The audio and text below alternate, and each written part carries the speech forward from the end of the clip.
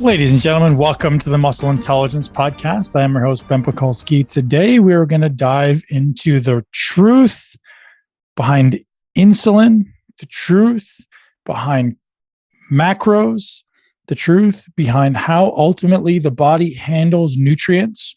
Dr. Benjamin Bikman joins me again, one of my favorite guests of all time, to dispel common myths around nutrition, to dispel common myths around insulin, glucose, fat metabolism, and so much more. Dr. Bikman is a professor of metabolism at Brigham Young University and just an absolute wealth of information of a man. This is, as I say, one of my favorite podcasts for myth breaking. You got a lot of people out there who are spreading misinformation, and Dr. Bikman is uniquely qualified to be ultimately speaking on this topic, perhaps one of the best experts in the world when it comes to metabolism, and you're going to want to listen to every minute of this podcast. Today's podcast is brought to you by our friends over at NED.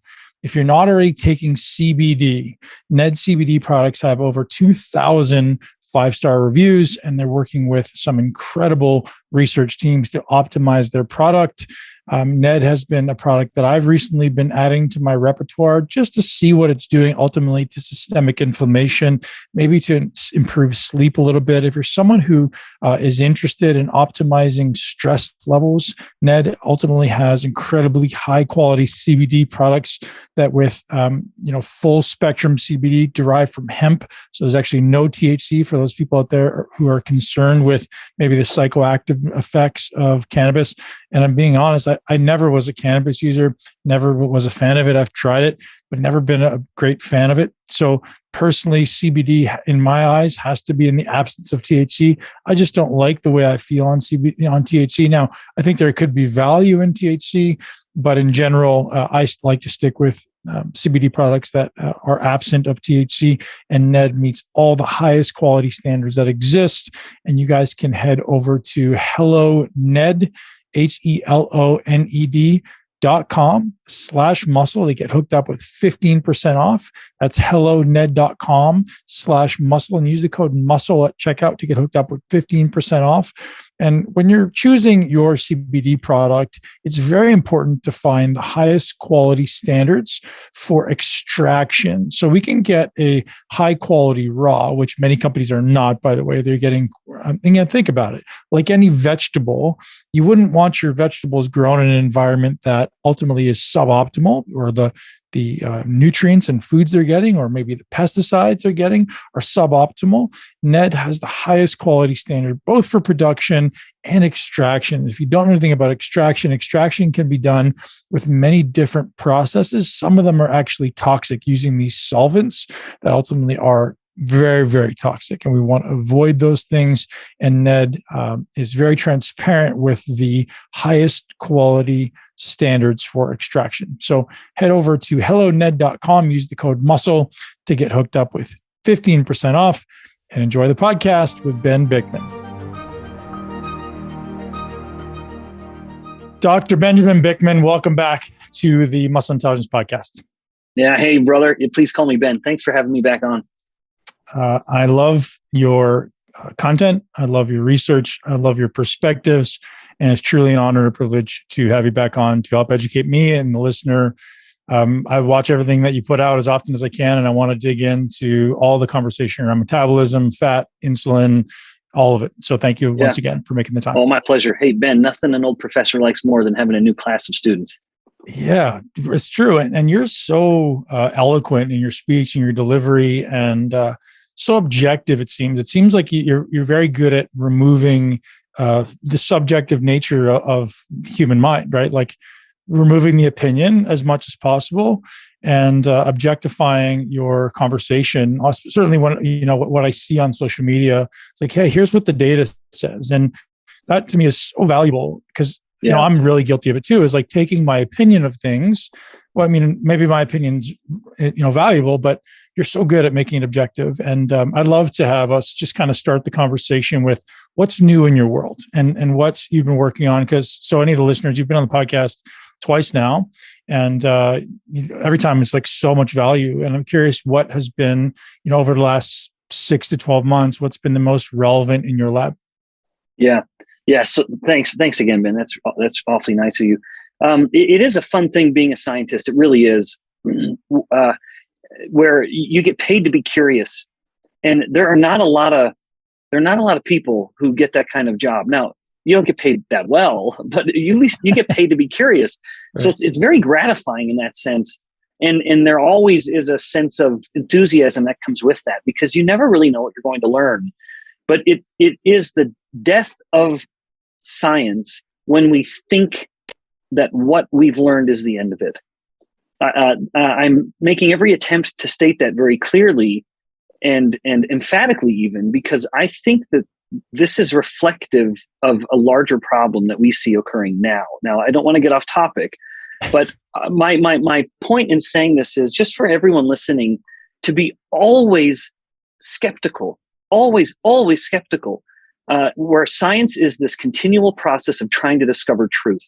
There are real things. There is absolute truths in this universe in which we live, actual, laws and reactions. And the moment we think we know it all and we have these ardent claims of what we believe, we have, in fact, ironically, turned our back on science. Now, having said all that, I have the great pleasure of studying human metabolism. And I say that because it's so relevant right now. I sometimes sit back and wonder, Ben, and I think, how did I get on this path of studying this topic that is so relevant to the world in which we live? Because I sit in this hallway of brilliant men and women. These are incredible scientists. And most people don't care what they study. I hate to say that. Any colleagues who listen to this later, I'm sorry for saying it that way. But it's interesting, but it's interesting in an ivory tower academic sense. And I when I first started studying insulin resistance and nutrient metabolism, I honestly thought I was only studying something that was relevant to understanding why obesity causes type 2 diabetes. And my interest in that is another story, but I thought I was just studying type 2 diabetes. And then it was learning more and more of the pathogenic aspect of chronically elevated insulin that took me on a career path that it's either a series of fortunate accidents or it's some divine direction, but it's very gratifying regardless. Now, to answer your question explicitly, some of the work that we've been studying is familiar to anyone who's heard me speak before. So I'll just give a highlight of some of what I think is the coolest stuff. We are about to publish a paper looking at brain bioenergetics. And bioenergetics is just the sexy word for studying how cells use energy. And we are looking at this in the context of a rodent study where we can take out the brain and study it. But it's basically the effects of ketones in these middle-aged older animals and seeing how the mitochondrial physiology has been altered. And basically, we found that although the results are modest, they are significant, and it is an increase in ATP production and a reduction in oxidative stress. So just continuing to build this model in which it appears more and more, and I'll state this kind of definitively, if the brain prefers any fuel, it is ketone. Very often, informed people will say the brain prefers glucose, and I don't know of any evidence to suggest that's true. The most damning evidence against that view, against the view that glucose is the primary fuel, is in fact available in humans, not to mention my own data that we've published before and will continue to publish on. But we know that when humans have equal levels of ketones or glucose in their blood, let's just say they were both at 5 millimolar, which would be very normal for glucose, but would be considered quite high for ketones because the average person has none. But when glucose and ketones are at the same level, the brain has shifted so dramatically to using ketones that as far as the brain's concerned, it's now using about 2-to-1 ketone to glucose, if not 3-to-1. So there's a clear preference that when given equal chance from both fuels, the brain has shifted to rely dramatically more, 2 or 3 times more on ketones than glucose. So that's one project we have going. That's a dissertation project of my PhD student. And then I just had a master's student start in my lab. And her project is really pretty fascinating. It's working with one of my collaborators, Paul Reynolds, who is an air pollution lung guy. He's a lung physiologist, and much of his research has looked at lung development and lung inflammation and things like COPD in response to inhaling pollutants. I'm not a lung guy. Paul's not a metabolism guy. And so we're kind of coming together and looking at the effects of inhaled pollutants like diesel exhaust particles and how they accumulate in fat tissue. This is true story here, Ben. It sounds crazy, but these diesel exhaust particles accumulate in fat cells and slow the metabolic rate in the fat cell. And maybe I'll elaborate on this briefly, and then I won't elaborate on any more projects just for the sake of time. But basically, I'm sure people in the audience have heard me talk about mitochondrial coupling or uncoupling, and maybe you've talked about this or it's come up. Uncoupling versus coupling. The best analogy is me invoking my old 1998 Subaru Outback. It's a 5-speed manual transmission, which I don't even have to lock the doors on because a college kid can't drive away in it anyway. They're not going to steal the car. They can't drive a stick shift. But when the mitochondria are uncoupled, it's like I'm pressing the gas, but I have my foot on the clutch. And so I'm not going anywhere. The engine is revving, but there's no actual work being accomplished.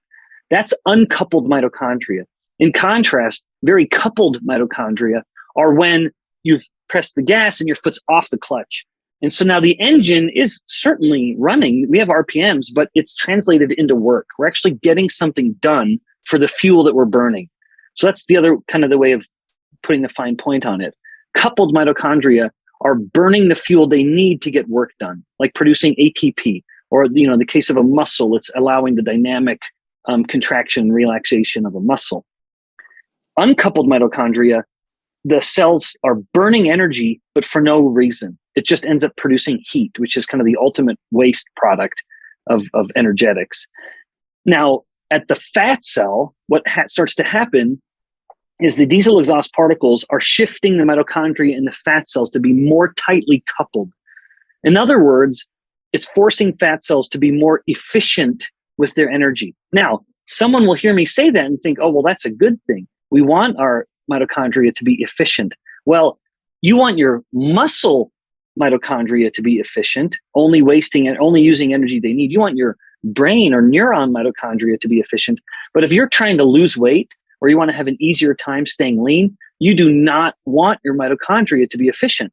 You would rather they be inefficient. You would rather them be revving through, wasting energy for no good reason. And then at any moment, you're burning more calories, which of course is going to make it easier and easier for the fat cells to be smaller, which is the key. Not that we lose fat cell number, we don't. It's just that the fat cells themselves shrink. So that's a pretty compelling idea. Of course, this is rodent work. It'd be difficult to do this in humans. It would be difficult to get approval to expose them to diesel exhaust. But the evidence so far in the rodent experiments is that diesel exhaust particle exposure in the animals is accumulating in the fat cells and I would say negatively affecting the metabolic effects in the fat cell, making the fat cell essentially more inclined to store energy rather than waste it. That's, first of all, the fact that that's possible in rodents or humans is amazing. Good to know. And I'm curious what your theory is as to why that's happening. I won't even speculate as to why, I've got some thoughts, but I'm curious, is it just the body's desire to hang on to those toxins in the fat cells? Is that what you think is causing the uncoupling? Yeah. What a great question. In fact, Ben, I joke with my students that when they ask the question why, I joke and say that's a divine question, because only God knows, or only Mother Nature, whatever you want to invoke, right, knows why the system's designed the way it is or evolved the way it is. I can only answer how, which is that these individual particles actually get absorbed and stored in the fat cell and directly interact with the mitochondria. Now, if I were to speculate on a why, I actually can't. There's no good reason for this to happen. I would just have to say there is no why. It's purely pathological. There's no sense to be made from this, which is a cop-out, I admit. But we do know that fat cells are uniquely susceptible to storing molecules. I hate to invoke the word toxin because it's so over-invoked. It's so overused. Like people blaming inflammation. In fact, it's funny that I say inflammation because that's appears to be one of the critical mediators here. Basically, these little diesel exhaust particles will come to a cell surface and bind and activate a receptor. They can get incorporated in, but they will basically knock on a door that's an inflammation door on the fat cell. And then that process will result in a series of events leading to the accumulation of a type of fat called ceramides. And then ceramides start to alter the mitochondrial function. So there's a series of mediators in between. But for whatever reason, fat cells are uniquely susceptible to storing harmful molecules that we maybe could call toxins. And perhaps that's just because the fat cells are literally designed to store. They're built to store. And that's not like most other cells. Most other cells have very distinct roles that they play, and storage is not one of them. Fat cells are literally built to store. They're built to store energy, but maybe in that effort to store energy, they end up inadvertently storing anything that comes around, toxins included. So that was actually the follow-up question was there a specific reason why you were studying diesel fumes, or is that just like representative of potentially any type of airborne toxin? Yeah. Oh, wonderful question, Ben. In fact, we're not going to stick with just diesel exhaust particles. We're going to do cigarette smoke particles as well. So that's just the first step of us kind of identifying two primary inhaled pollutants, diesel exhaust and then the cigarette smoke. So that'll be the next one. Yeah, that's phenomenal. So I've heard, theories in the past that the reason the body holds on to these, or the fat cells hold on to these toxins, is ultimately to prevent any type of damage to the nervous system or, the cells in the body. Because if those things are obviously circulating consistently, there seems like it could potentially cause damage to the neurons, or could potentially cause damage specifically to the cells. Yeah, that could be. But then we also have to look at the liver, because the liver's job is to clear the blood of toxins. And ultimately, so I would almost say the fat cell is a temporary hold, because at one point or another, whatever is stored in a fat cell will come out.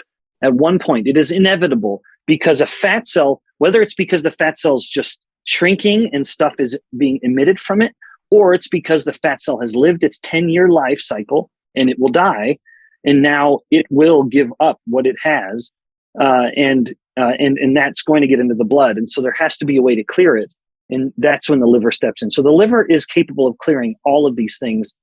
But maybe to your point, it could be that the fat cell is just kind of a buffer, which is like, hey, liver, we're not going to overwhelm you with all this stuff. You're clearing some of it. We'll hold on to it, and then we'll give it to you piecemeal. Yeah. One of the things that I'm most fascinated in is insulin's role in fat storage, ultimately fat loss. So my audience is obviously very much interested in like mechanistic fat loss. How do I optimize this process of fat loss? And I know one of the things that you study a lot is insulin's role. And you brought that up as far as like one of your previous or most recent studies. And I'd like to just maybe start going down the path of discerning between insulin's role in fat storage and glucose. So there's a lot, I know you've used some work with levels. And so levels obviously studying blood glucose, and people are placing a lot of value on the numbers of the blood glucose as far as its relevance in fat storage and fat loss and all these other, potential implications in body composition. And I'm curious if you could just discern between insulin's implication, or what you know of insulin's implication in that process as compared to glucose's implication in that process. Yeah. Kind of a broad question. But.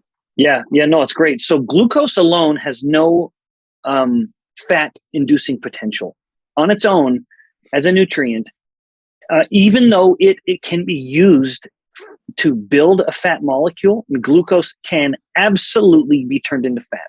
The liver does that very, very well, and so do fat cells. I know there's some debate. There are many people who say that does not happen to fat cells. That is absolutely false, categorically false. A fat cell is absolutely capable of turning glucose into fat. However, the size of the fat cell matters. I hate for this to be too much of a tangent, so I'll be brief. But when fat cells are smaller, they're able to convert glucose into fatty acids much more readily. When a fat cell is reaching maximum dimension and has hypertrophied, then glucose is providing less of a fuel, and the glucose is going to the smaller fat cells. At that point, it's mostly just bringing in fat. But nevertheless, glucose on its own isn't going to stimulate the lipogenic machinery. It has to come with insulin. And of course, in the body, it does. If glucose has come up, insulin is as well. And insulin is now telling the fat cell what to do with the glucose. It's telling every cell what to do with all nutrients. Even in the cells where insulin isn't necessary to signal glucose uptake, because not all cells need insulin to pull in the glucose. The vast majority of the cells just pull in glucose whenever they want. Whenever glucose is climbing, it just goes into the cells. The majority of them, except for fat cells and muscle cells, where insulin plays a role in mediating that. But even still, at literally every cell of the body, because literally every cell of the body has insulin receptors, insulin's kind of thematic effect from head to toe is telling the cells of the body what to do with the energy that they have.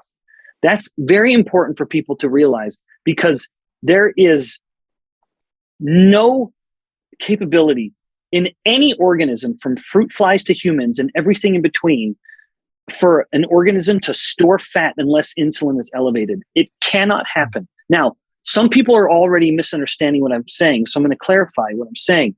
But just to make sure I've explained this well, it is impossible for an organism to store fat unless insulin is elevated over fasting levels. It cannot happen.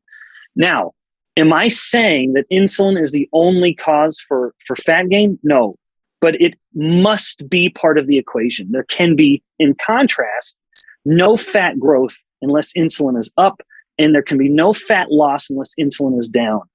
Now, there's so much nuance to this that is so lost in these conversations, because immediately I've had a whole bunch of the audience immediately start to say, oh, Bikman's saying calories don't matter. That is not what I'm saying. In fact, of all the people anyone has heard talk about calories and its role in obesity, I won't say the most qualified, because that sounds too smug, but one of the most qualified, because my actual dissertation and PhD work is in bioenergetics, the explicit study of energy in living organisms. I have a profound appreciation for calories and the laws of thermodynamics. I just think they are invoked very inappropriately in any living system. The laws of thermodynamics were never meant to apply to living organisms because it's too complicated. We are not the closed system of the universe, and it is impossible to account for every movement of every calorie or any energy unit in the body, or any animal for that matter. And maybe I'll riff on that for just a moment. Yeah, please do. Let's take, for example, a type 1 diabetic. A type 1 diabetic learns very early that if he or she skips insulin injections, they can eat whatever they want. Literally, they can eat. This is a problem called diabulimia, where the diabetic learns, I can eat that chocolate cake, and as long as I don't poke myself with this needle of insulin, I will stay as skinny as I want to. And people will say, well, it's because all the excess calories. Literally, Ben, you could have a diabetic eating 5,000 calories a day, and they will look scrawny if they're not injecting their insulin. Sorry, just to cut you there. One of my best friends was type 1 diabetic, used to do exactly that, just lost his leg because of it. So interesting. Yep. So that's right. So the consequences are catastrophic. Yeah. Because they're in ketoacidosis, and they have glucose levels that are 10 times higher than what they should be. And the glucose in particular is going to basically start ripping apart blood vessels and feeding infections, and so losing legs. And so my irreverent kind of dark joke on that is the person will die early or have serious health consequences, but they'll look great in their coffin. Yep. They'll be as lean as they want to. But imagine for a moment, everyone listening, just how tempting it is for that person. Totally. Because they don't have to go through the physical pain and embarrassment of say bulimia. And I'm in no way speaking lightly on this. These are serious topics. But with bulimia, for example, it's the physical discomfort of having to vomit and remove yourself from the social situation and go to the bathroom. And it's terrible. It is terrible. But for the type 1 diabetic, they can sit there and eat all of that stuff, and they just don't have to poke themselves with a needle. Oh my gosh. How tempting would that be to abuse that reality, which is you cannot store fat unless your insulin is elevated. Now, again, as I was starting to mention, people will say, well, all those excess calories are just spilled into the urine as glucose. That is absolutely not true. all that glucose that's coming into the urine, accounting for the increased urine production, is just a few hundred calories at most. What people don't appreciate is that when insulin is low, there are multiple variables that create this metabolically elevated state, which makes it easier to be lean. Now, and that is one, an actual increase in metabolic rate from head to toe. Metabolic rate is, we know in humans that have just low insulin, not type 1 diabetic, 0 levels, low insulin versus high insulin based on meals, the metabolic rate will differ by 300 calories per day.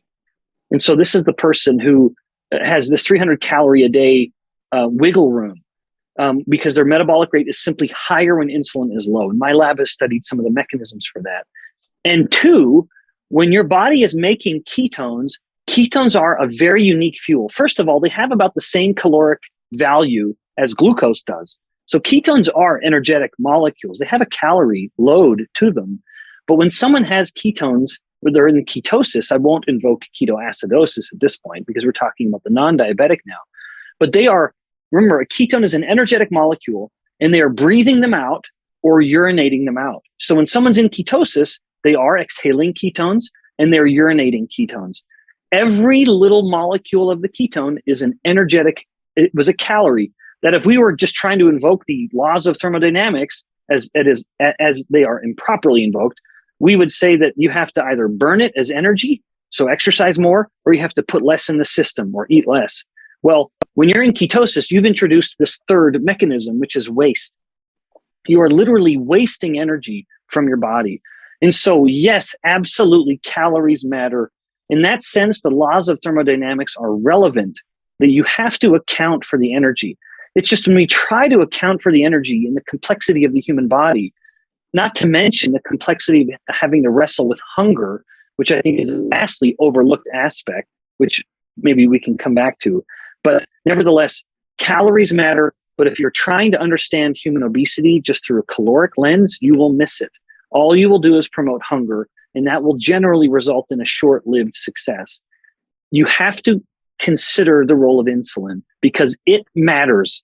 Absolutely. There can be no fat gain in a human without elevated insulin. It is impossible. There can be no fat loss in a human unless insulin is low. It's impossible. Yes, calories matter, energy matters, but so too does insulin.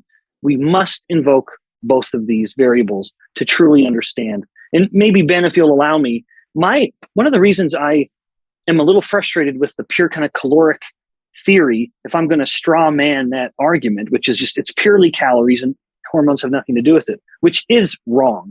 But if I were to tell the audience that I've arranged a dinner, it's a buffet, and the world's best chefs are coming to prepare the most delicious food anyone has ever had. Everyone's invited. It's a buffet. I want you to come and eat as much as you can and just enjoy yourselves. And I would say then, what would the people do that I've invited? What would you do to come as hungry as possible to my party? There are two things you would do. You would start eating a little less in the days before the event, and you'd probably start exercising a little more. And sure enough, that is the perfect way to make sure you're hungry. But that's also the advice we've been giving people for 50 years on how to lose weight. We say, eat less, exercise more. Yes, it's the perfect recipe for hunger, which means hunger is generally going to win. Now, I'm not saying there's no value in discipline, in knowing when you've eaten enough and learning how to push the plate away. But even then, that comes back to this idea of satiety. We need to focus on foods that tell our brain, you're good. You're good. You don't need any more. And we don't have to wait until our stomach is bursting to get there. It's that our brain knows we are satisfied. And we know from human studies that when insulin is spiked due to consuming refined carbohydrates, that satiety signal is weaker. When insulin is not spiked, like for example, by focusing on proteins and fats, then satiety is stronger. The satiety signal is more prevalent, and thus hunger is controlled longer. So this is, I know I've been ranting for quite a bit, maybe just to kind of bring it back. This is perfect. Good. Well, we have to consider the effects of insulin. But I hate to say that because I know that there's always a certain population that immediately thinks, oh, Bikman's trying to deny calories. I hope I've made that clear. I am uniquely qualified to appreciate energy and what it's going to do. But a cell does not know what to do with energy unless it's told. It must be told. And maybe my last point on this, we grow fat cells in my lab, like right across the hall here in a little incubator. We have fat cells growing in little petri dishes. These fat cells can be swimming in a sea of fats and glucose or fructose or whatever other nutrients we want to put around them, and they will not grow. Not at all. The moment we start bumping up the insulin, boom, now the fat cells start to swell.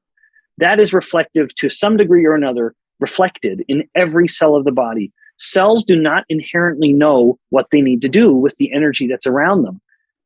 Hormones tell the cells what to do. That's so valuable. And you made a lot of things very, very clear for me there. Thank you. And for our listener, I'm sure.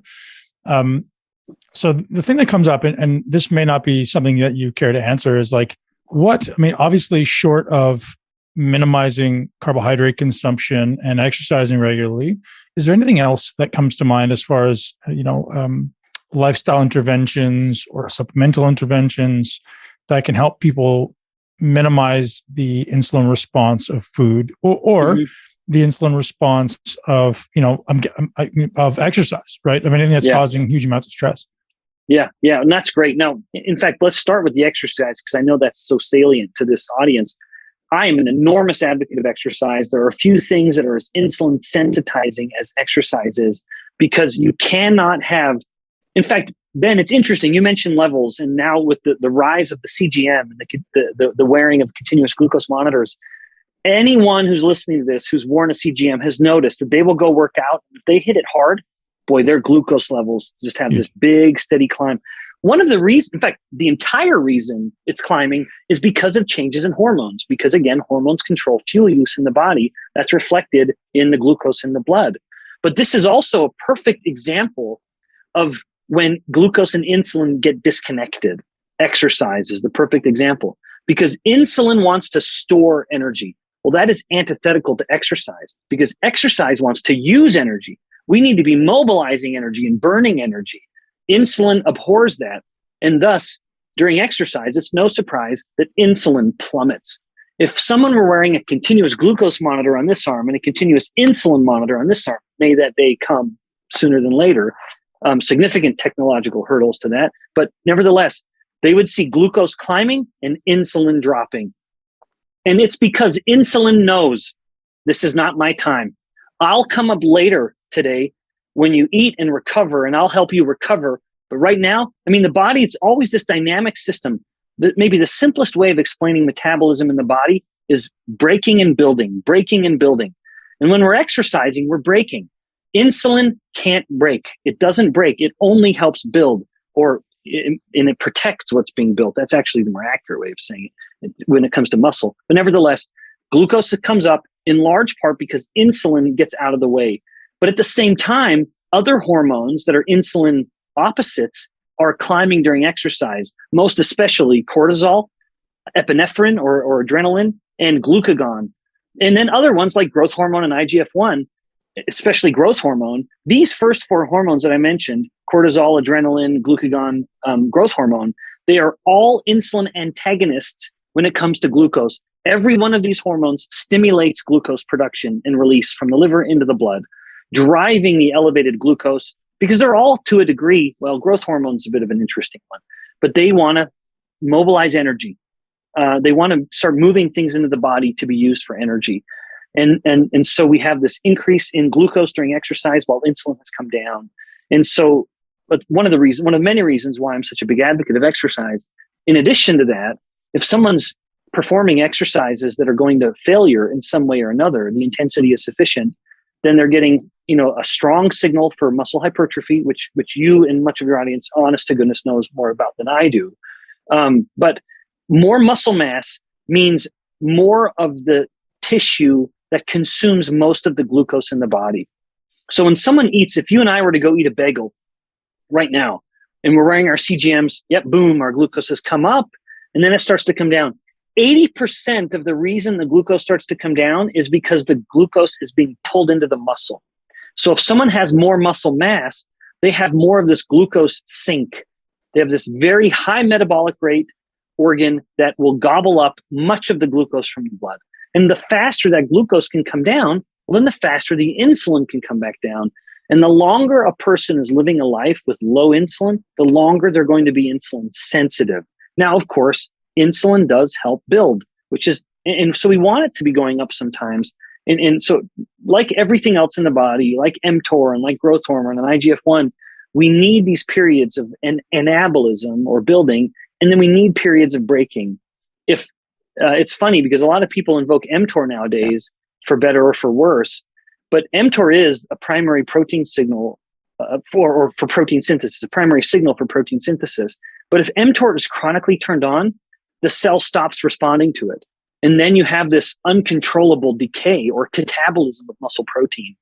And so mTOR, like every signal in the body, to be healthy and work well, it needs to be on and then off, on and then off. And the same thing goes with insulin and insulin sensitivity. The problem is most people are living their lives in a chronically elevated state of insulin. They eat the starchy, sugary meal for breakfast, and then 2 hours later, before the insulin has come down, they do it again, and then lunch, and then et cetera, et cetera. And the longer insulin is elevated, the more the body becomes resistant to it. Hey, everybody. We'll be right back to the show after a quick message from our sponsor. All right, ladies and gents, today's podcast is brought to you by our friends over at BiOptimizers. They have done it again with a ketogenic optimization product. If you're someone who's consuming fat, if you're someone who's consuming a ketogenic diet, optimization of digestion, absorption, assimilation is incredibly important. KApex is the product that was designed to rev up your cellular metabolism, ultimately energy production, energy capacity, specifically from fat. The ingredients in this product are all specifically chosen to optimize the ketogenic state, optimizing mitochondrial energy production, optimizing the delivery of the fat into the mitochondria, and ultimately helping with the breakdown of the fats, and ultimately just so you feel really, really great on a ketogenic diet. It's got some great astragalus in there. It's got some panax, ginseng, some things to help with brain function and metabolism. So our friends over at BiOptimizers are going to offer you guys 10% off. And you can use the code MUSCLE10 when you head over to kenergize.com. That's the word energize with a K in the beginning, KENERGIZE.com/muscle to get hooked up with 10% off. You can go directly to Kenergize to get hooked up with KApex. If you're someone who's on a ketogenic diet, I highly suggest this product. If you're just consuming a lot of fat and maybe you feel like you're not super energized, one of the things people often talk about when they start a ketogenic diet is the so-called keto flu, which is also often just the absence of the ability to produce energy fast enough from fat. Some of us have a sluggish metabolism. We don't usually produce energy well from fat in the beginning until your body adapts and becomes more effective at using fat for fuel. Using KApex to kind of bridge the gap would be a great idea. You can also head over to BiOptimizers.com and use the code MUSCLE10 to get hooked up there as well. So again, that's energize with a K.com, or just go to BiOptimizers.com and all of their products are available there. Enjoy the podcast with Dr. Ben Bikman.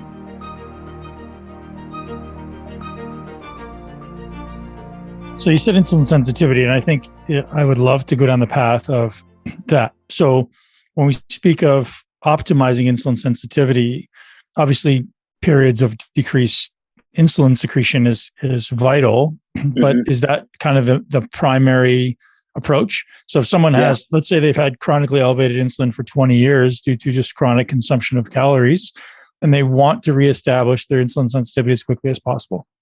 Yeah. Well, wonderful question. So I say that there are three primary causes for insulin resistance. So the opposite, which is a very, very prominent problem.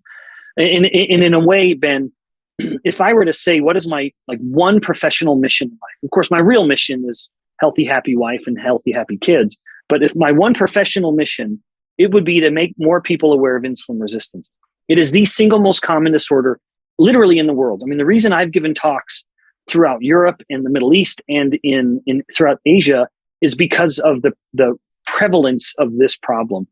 So insulin resistance is public enemy number one. There are three primary causes. And when I say primary, I use that term very deliberately because it has been shown, these three causes that I'll elaborate on in a moment, it has been shown to be true in isolated cells, like the cell cultures, like in the muscle cells and the fat cells I have in my lab right now. It's been shown to prove out in rodent models, in labs, and in humans, the pinnacle of all life forms.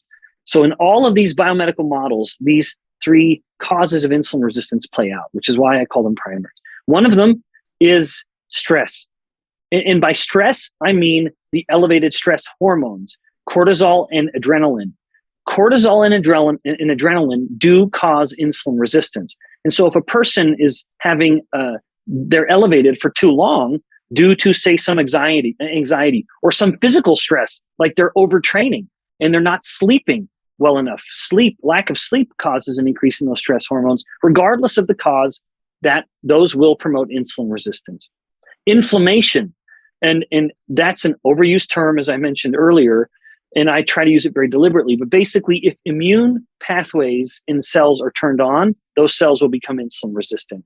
And this is whether it's an autoimmune disease. When the autoimmunity is active, a person will have manifest insulin resistance.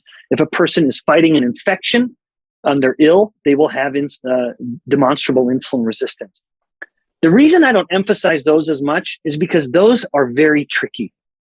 Of these three levers, and then the last one being chronically elevated insulin, of these three levers we have, if I were to tell someone, if you and I were talking to someone and we said, well, your stress hormones are causing your insulin resistance. And they would say, well, how do I lower my stress hormones? We would say, well, we don't really know. It's hard to know. Maybe you're not sleeping well. Maybe you have too much anxiety at work. Maybe you're overtraining. We don't know. It's a lever that's up. All these levers are turned on, causing insulin resistance. This one's a really difficult one to grab. It's really slippery. And so we say, well, let's move to the next one. Inflammation. Well, it's kind of like the first one. Because if we say, well, you have elevated inflammation because of your autoimmunity or food sensitivity, well, they say, well, how can I lower that? Well, yeah, I don't know. Maybe we can try a few things. It's difficult to really grab that lever and yank it down. The insulin lever, you can literally change in 24 hours. Even if a person has lived a life, 20 years, as you said, in a state of chronically elevated insulin, one day of fasting or strict low carb will start to bring that down. And in fact, Ben, this is something, especially fasting. I know that's a double-edged sword. And so you have to be smart about it. But Dr. Jason Fung, he published papers looking at people who had type 2 diabetes, which is just basically a severe version of insulin resistance, for years, and were on multiple medications. And within just weeks, within a day, they have to lower all of their insulin medications. Because in type 2 diabetes, you're making your own insulin. You've just become so sensitive to insulin in just one day that they have to stop giving them their doses, their shots of insulin.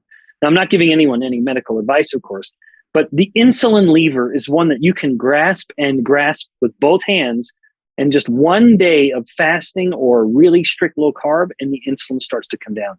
Give it 2 days and it's come down even more. And so that is why I focus on that one the most. Not that the other two don't matter. They do. In fact, I've literally published papers on both of them. But the insulin one, I think, matters the most because we can change it the most. One thing you brought up in there that I'm curious, and it's kind of off topic, but you may be uniquely able to answer this question. So everyone in the longevity space is going down the path of mTOR. And I'm curious what your thoughts are with respect to just mTOR being, significantly implicated in demonized, we'll say, in the longevity space. Yep. Ben, I'm going to be diplomatic about it by saying it's moronic. How's that for diplomatic? It is absolutely a fool's errand. So this evidence is born from, it started with fruit flies and has now, in all sincerity, the first evidence implicating mTOR in longevity came from fruit flies, these teeny little specks of insects. And then it was followed up, and there's evidence in mice to confirm this. If you keep mTOR inhibited, there's some evidence to suggest that the animal will live a little longer. The organism will live a little longer in these nice, perfectly controlled environments. What people don't want to mention is that as you restrict the mTOR, restrict dietary protein in particular, And that's because that's what everyone focuses on, right? They say you got to eat less protein and that keeps mTOR turned off and then you're going to live longer. There is no evidence in humans to support that. Not one single shred of evidence supports, like in an actual clinical intervention way, that if you eat less protein, your mTOR will be turned off and you'll live longer. Not one. That is very important for people to know. And the reality of it is quite simple, because you cannot do longevity studies in humans. You cannot follow a human for 80 years and see what happens to them. It is impossible to do. They've somewhat relied on correlational evidence, but I'll try to remember to come back to that in just a second before I go too far. To come back to the other animals where they have explicitly inhibited mTOR by, for example, restricting protein to some degree. Remember, these are perfectly controlled little environments where there's no danger, there's no need to run away or defend yourself. And so if you're losing muscle mass, it doesn't matter, because you will lose muscle mass. And in humans, we know that muscle mass is one of the greatest predictors of longevity, or squaring off the curve, if you will. Rather than dying this slow, decaying death, you're fit, capable, and boom, you die, you get sick. That and your longevity is just the same as anyone else. So maintaining muscle mass is key for human longevity. But even still, back to the lower organisms, it's a hell of a trade-off. Someone who wants to live longer has to ask themselves, do I care to sacrifice my libido? Because fertility plummets in these animals. They basically live longer at the expense of sexual involvement or sexual function. I'm not sure what the word is because I'm not the right scientist to explain it, but we know it happens. Fertility plummets. These are rodent colonies that stop having babies. Well, then what the hell? What's the point? And maybe I don't mean to be so animated about this, so I'll try to settle down a little bit. But I feel very strongly. Yeah. I feel very strongly, and maybe it's because I'm a family man. But what's the point of living longer if you are losing your muscle and you're less physically capable, and you can't spend it with the people you love? You know, like if you have sacrificed your ability to physically perform daily activities of life because you've been stripped of your muscle, and you've sacrificed your ability to reproduce, well, then what's the point? You know, what are you doing? Couldn't agree more. You're just filling up space. But again, there's no evidence for this in humans. All of this is from the rodent work, but we have to invoke that, because the same people who are invoking the longevity, these animals lived a few extra months. Yeah, but at what cost? They're less physically capable and they're less able to reproduce. It's because the body is basically saying, hey, you're not getting enough protein. You're not able to, this is not a good environment because we need protein to survive. Yeah. You're not getting enough of it. So let's turn off reproduction because this is not a good environment. One of your recent posts on social media was with respect to consuming animal products. I'd love to have you just kind of discuss that, because the conversation obviously around low protein veganism comes up, and there's tons of people just tooting the horn of veganism, saying that's the path to longevity. We recently made a post saying the value of animal products. Oh yeah. So more and more, Ben, it's very gratifying to see data coming to light. Even old data that hadn't been shared before because the almost scientific environment was antagonistic. So we have lived through decades now of absolute, and even still, absolutely demonizing meat. All of those studies are based on correlational studies. And I'm sure everyone listening understands the difference. A correlational study is the kind of study where you go into a community and you say, hey, can you please answer this questionnaire of what you ate the last 7 days? Well, that's pretty bloody flawed, right? I mean, that's deeply flawed research. Not only that, they compound that because now they go to the medical records of that same community or country and they say, what were the causes of death? Oh, well, here we go. People who ate more meat in these same communities where they ate more meat, they had more cancer, for example. And more, there are bigger and bigger studies that just come in and beat that idea to death.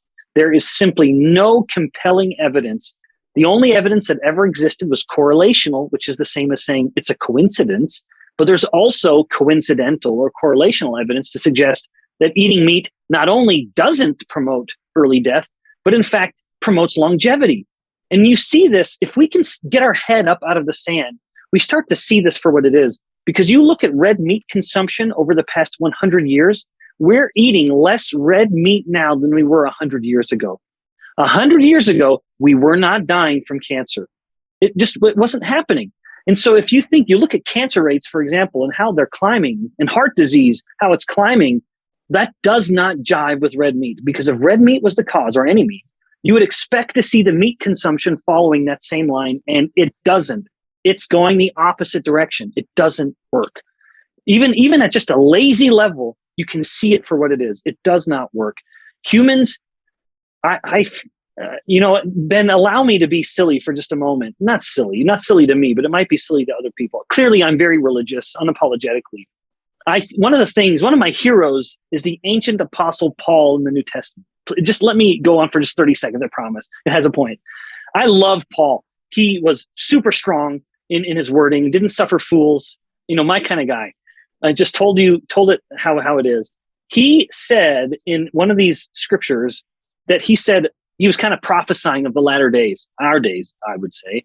And he said one of the signs of the latter days is that people will command to abstain from eating meat. I mean, this was an explicit verse in 1 Timothy chapter 4 for anyone who wants to flip open the Bible.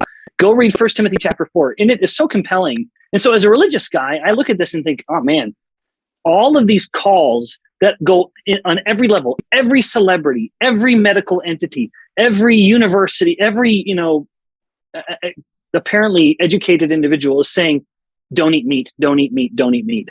And I think about the Apostle Paul, almost 2,000 years ago, looking at this and saying, boy, I see that happening. And it's not good. Like he calls it, he said that it's people who've been seduced by the spirits of devils. Now, I'm not going to go that far, right. But I do think, now, if I were to step away from that religious tangent for just a moment, I worry about this call to avoid meat. Knowing what I know about human nutrition and the essential nature of animal products in proper human nutrition, I worry about the call to avoid any and all meat, because I think that is all that's going to do is make people sick and weak. And so my priority for me personally, as a middle-aged guy who wants to have a physically capable body for my children and my future grandchildren, and as a husband, as a father, where I look at my children and want my children to be physically capable and strong, meat is the absolute priority in my home. And we try to buy it local. I'm connected with a bunch of the local little ranchers here. And so I think there's ways to be responsible with it. But I think that there's this idea, Ben, that there's maybe a deeper philosophy that if we don't eat animals, we don't contribute to any suffering. That's unfortunately a very childish view. It's very naive, because everything that is alive on this earth today benefits and lives because of something that died. Every living thing, whether it's plant or animal, every living thing is alive because of something that died. Whether it is the soybeans that people are eating and getting their protein from, it was fertilized with nutrients that came from carcasses of animals or the dead animal matter in the soil itself, or whether it is a human eating an animal that ate a plant, it doesn't matter. Everything, and it's so maybe to say that another way, it takes maybe a degree of maturity to acknowledge that reality, that I'm eating something that died for me, maybe even. And so whether it was you killed the plant to eat it, or whether you've killed an animal to eat it, even the plant lived because it lived by killing an animal, not killing the animal, but living because of the dead animal and being nourished by that dead animal. So the plant may be more carnivore than some vegans are, but it's a kind of a naive view. Now, I know it's very complicated, and so I'm trying to be polite, but I think the further a human goes from eating animal products, the further they get, the more nutrient deficient they will become. I agree. And there's a lot of speculative agendas behind it, right? There's, we could go down the rabbit hole for sure, but we won't. Yep. I'm curious, again, going back to the mTOR conversation, how insulin and overall caloric load is implicated in mTOR. Because I think nobody's been able to explain mTOR to me, and I just want to take advantage of your expertise. No, that's great. In fact, thanks for kind of bringing me back. Pastor Ben is done for the moment. So yeah, I'm glad you brought us back to mTOR, because I did actually want to touch on insulin. The focus has been how amino acids will increase mTOR. So mTOR, just to maybe go back to bare bones, mTOR is kind of the critical mediator for promoting muscle protein synthesis. So any signal that's coming to the muscle, whether it is insulin or IGF-1, it doesn't, or even anabolic steroids, in order to, or I shouldn't say it that way, like testosterone, I should have said it that way, because it doesn't need to, I don't need to invoke something like that. But whatever the signal is to promote growth, it goes through mTOR. mTOR is this critical mediator that must be activated. And then upon its activation, it basically starts taking these amino acids. It basically starts telling the cell, make proteins that are involved in the growth of the structure. Now, if we're talking about the muscle cell, mTOR is now saying, make proteins that are involved in the actin-myosin filaments. And then as we make more and more actin-myosin filaments, the muscle cell has hypertrophied, and strength and capacity and power has gone up. So mTOR must be turned on for that. But I mentioned earlier that if mTOR is turned on too much, it loses that signal, starts to literally decay. It starts to break down, because constant stimulus results in a resistance to that stimulus. That is a fundamental biological principle. And so the key then for mTOR is this cyclical activation, kind of back to that idea that I mentioned earlier of building and breaking, building and breaking. But the idea with muscle growth is you build and break, build, break, build, break. And that is resulting, that dynamic pattern is nevertheless going up. But you cannot go up unless you first go down. It has to be that dynamic increasing direction. Now, to come back to insulin, the nice thing about, before I mention insulin, the nice thing about amino acids is that amino acids will elicit a very acute, compressed activation of mTOR. Leucine, which is the strongest mTOR activator, which is in fact the only branched chain amino acid that actually facilitates muscle protein synthesis. The other two are actually not helpful. Leucine is the one. So let's just use leucine. Leucine will activate mTOR, and then it's turned off. It's a nice, rapid, compressed activation. Insulin doesn't do that. When insulin comes to a cell, even a muscle cell, it will activate mTOR, and when leucine in the blood is up and down in about 45 minutes. Not so with insulin. Insulin will come up and it will stay elevated for 3 hours. During that whole time, mTOR can't turn off.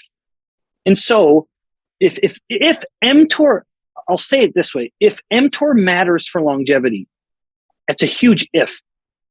We clearly know we need some mTOR activation for muscle and bone mass. We have to have it. So we can't just turn it off entirely. We would literally just waste away and die. The key then perhaps to mTOR is turning it on and off. Well, amino acids from proteins do that very well, on and off, on and off. Insulin doesn't. When insulin is elevated, mTOR is on. And the problem with insulin is what I mentioned earlier. A person wakes up in the morning, insulin is down and mTOR is down. And they immediately eat a starchy, sugary breakfast, and they've skyrocketed their insulin. And then insulin is elevated for about 3 to 4 hours before it comes all the way back to baseline. Well, unfortunately, we don't even give it that long. Right when insulin has started cresting, usually people go and eat some kind of mid-morning snack and then lunch, et cetera, like I mentioned earlier. So the average individual is spending every waking moment in a state of elevated insulin. That is never giving mTOR an opportunity to turn off. So perhaps, maybe, if mTOR is relevant to longevity, that is promoting a shortened lifespan, perhaps, but it also would start to work against you with regards to muscle growth, because you have to allow mTOR to turn off. Otherwise, the muscle never has the chance to heal. It never has the chance to go in or to break first. You have to break, and then you repair bigger and stronger. If mTOR is turned on, you're never really allowing that process to go. It's hugely insightful. Thank you. So one thing that comes up there is other things that may cause insulin spikes. And I'm curious, just kind of a blunt question, how much is stress actually causing insulin to go up? So obviously we know it causes glucose to go up, but is there an insulin response with that as well? So for example, if I'm, not sleeping well, or if I'm, I don't be subjected to any stress, I don't think we covered that. Like I know we get a glucose response, but because of the absence of exercise, does that mean there has to be a corresponding insulin response? Yeah. Yeah. Wonderful question. So there's kind of two phases to this.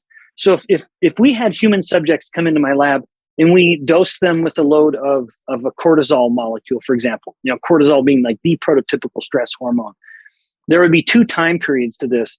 The first would be a direct inhibition of insulin. Cortisol will come to the beta cells of the pancreas and inhibit insulin production, thereby allowing glucose to come up very rapidly, which is what its primary job is. Indeed, cortisol is so determined to increase glucose that it will destroy every cell of the body, including all of the protected proteins in muscle, in order to get to the carbon bones, the carbon skeletons, to turn it into glucose. So cortisol is so determined that it will literally destroy the body to get more glucose. Nevertheless, coming back to this, during that first bolus of cortisol will go up. It will directly inhibit insulin production, allowing glucose to come up. On its own, that would be benign. Cortisol would be cleared away, insulin would come back up. But as that signal of cortisol keeps coming into the body, say due to stress, then the insulin starts to fight back. It starts to push back against this hyperglycemia and the kind of inhibition by cortisol. And now what was a peaceful, it wasn't a fight because insulin just retreated to the corner. Now insulin insists on getting back into the ring. Now you have insulin resistance. So you don't really have insulin resistance in the first phase of this. You just have insulin inhibition. Now you get insulin resistance. So this is very manifest. When someone is taking a cortisol molecule to control the inflammation of an autoimmune disease, for example, they will start to rapidly gain weight. And that's because insulin is fighting back and starting to climb. And when insulin gets elevated, fat cells start to grow.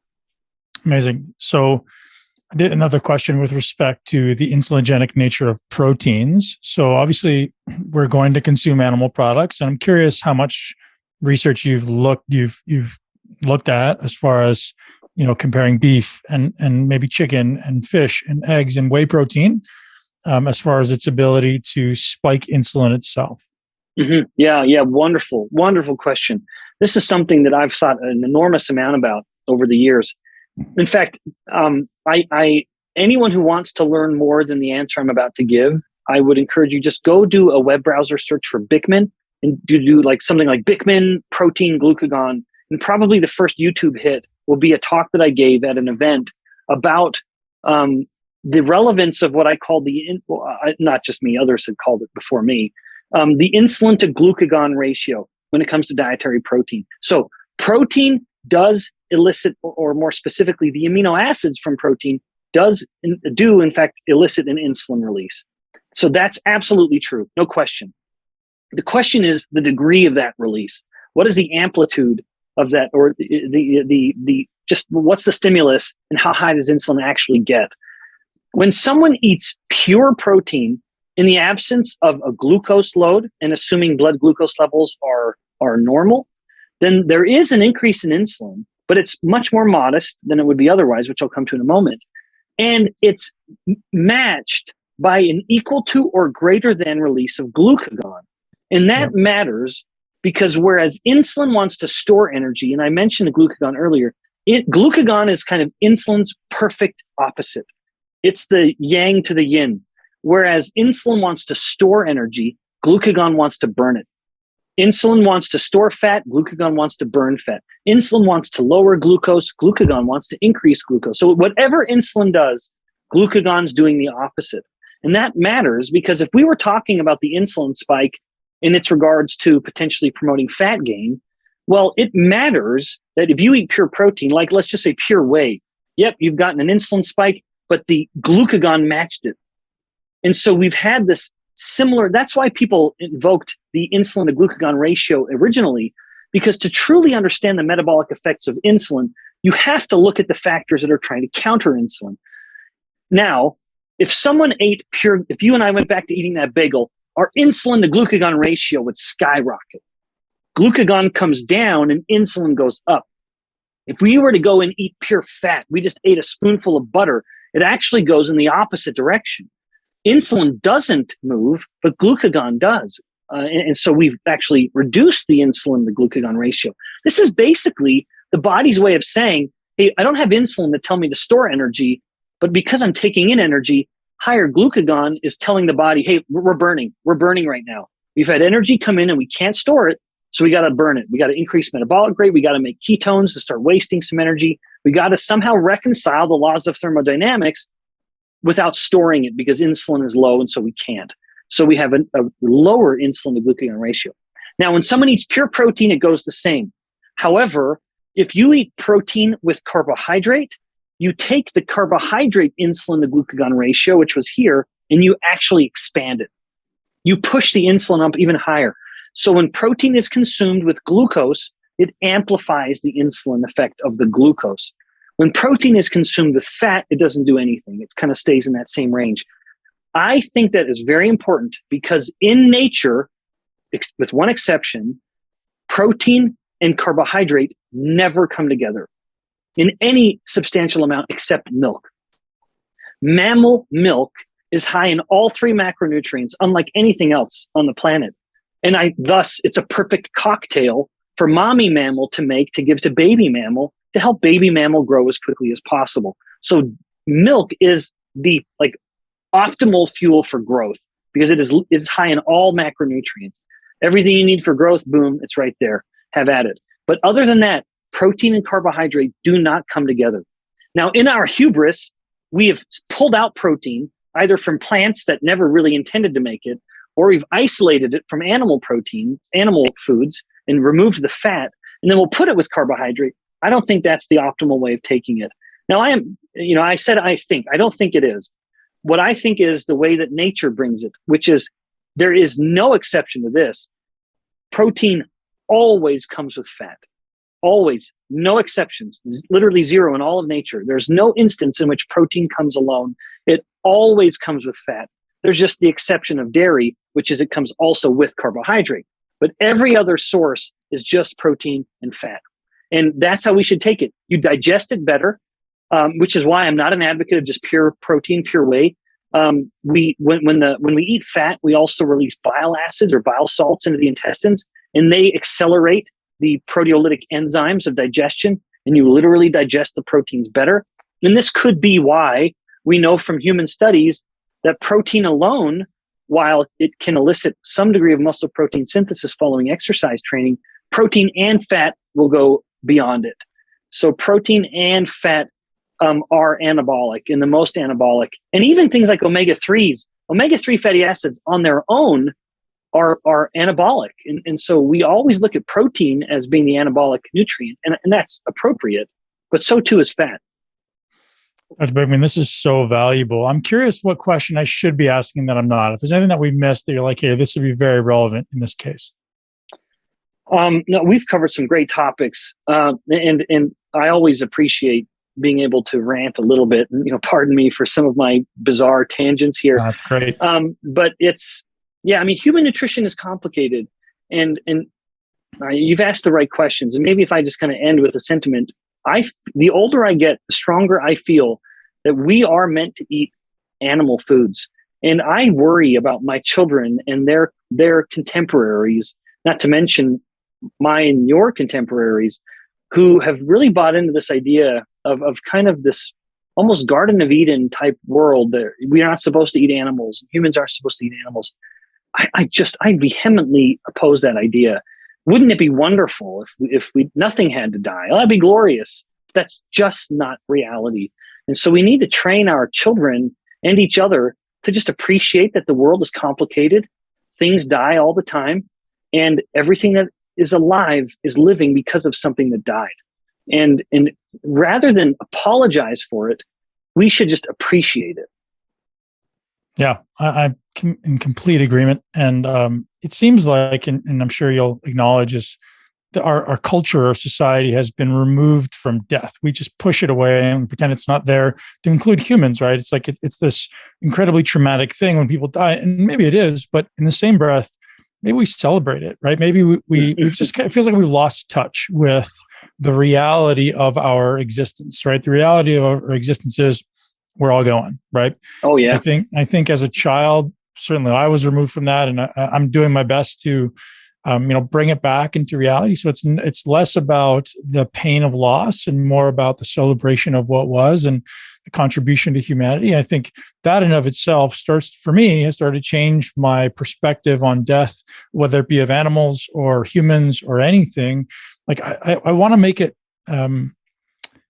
celebrated, right? Not again, that sounds odd, but if I'm going to hunt and kill an animal, I'm not going to not acknowledge its sacrifice, the ultimate sacrifice for me, right? If my parents passed away, I'm not going to not sit there and appreciate and acknowledge the ultimate sacrifice, ultimately bringing me into this world. And I think as a culture, there's a lot of nuance there that should be explored. I'm certainly not an expert in that topic, but for me personally, it's been useful to, I think personally useful to just acknowledge and appreciate what, the cycle of life. Yeah. Well said. Yeah, that's right. Yeah, life is complicated, and the more mature and aware we are of it, I think just the better prepared we are. Certainly the better prepared our kids can be, because I look at the fight that we're facing now and all the pressure to, I would say, deny human nature in that sense. Now there's some aspects of human nature that ought to be denied. We're cruel, vindictive, selfish little beasts, but it's just the reality of what our organism is and what it needs for survival. I look at kind of the attack on that reasoning, and the human body in many, many ways is kind of under attack in a lot of ways, from infancy to seniority. But yeah, I mean, there is the constant challenge of making sure that we are aware and that we check our biases and that we're not too cynical about things. But despite all the negatives, boy, there's a lot to live for. And it's not like neither you nor I are reveling in death. We revel in life and accept the reality of death. And it's a complicated, nuanced discussion.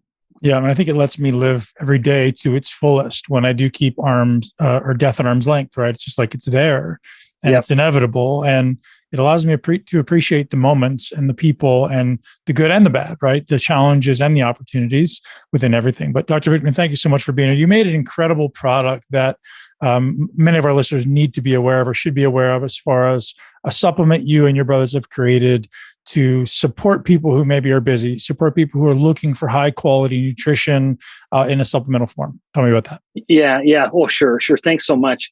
Yeah, it's been so neat for me.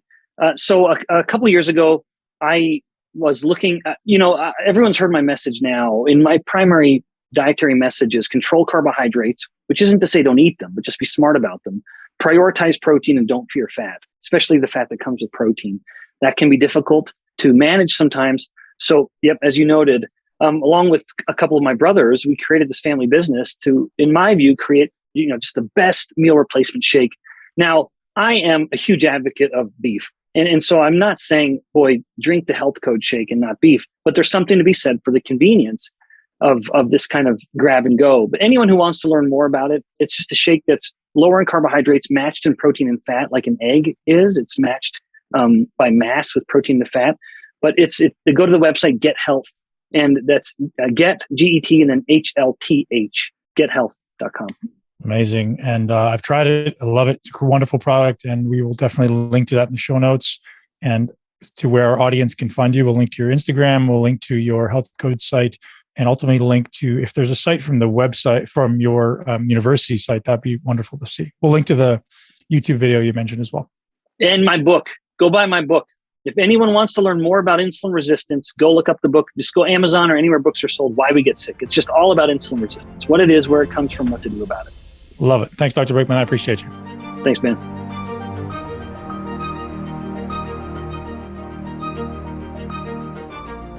That's a wrap, ladies and gents. As I said, so much value, so much incredible information. There was a lot of light shed for me on some of these common myths and common mistakes that are being preached around the world. Like, hey, macros are the only thing that matter. Hey, it's calorie in, calorie out. Well, as you hear from Dr. Bikman himself, That is definitely not the case. And he's also dispelling some myths around longevity and mTOR. And some people saying, hey, protein is good and protein is bad. And you hear it right here from the horse's mouth. And of course, there's a lot of different mechanisms and potential implications, right? Protein consumption is not just about protein accumulation and muscle building. There's so much more going on in your body that ultimately involves protein.